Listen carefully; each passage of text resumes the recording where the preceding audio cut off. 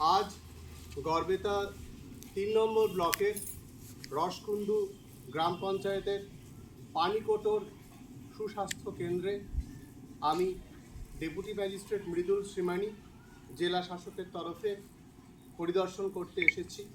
এখানে এসে আমি আমাদের এএনএম দিদিরা, আমাদের অঙ্গনওয়াড়ি দিদিরা এবং আশা দিদিরা সবাইকে আমি সক্রিয় ও আগ্রহের সঙ্গে কর্মরত দেখেছি। আমি তাদের রেকর্ড এবং রেজিস্টারগুলো দেখে সন্তুষ্ট হয়েছি।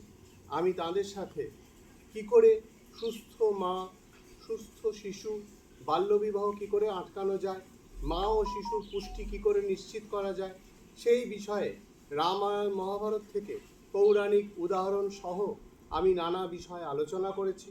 আমার ধারণা তারা আমার আলোচনায় সমৃদ্ধ হয়েছেন, সন্তুষ্ট হয়েছেন, তাই তো? ধন্যবাদ। আবার কখনো আসবো। সবাইকে নমস্কার।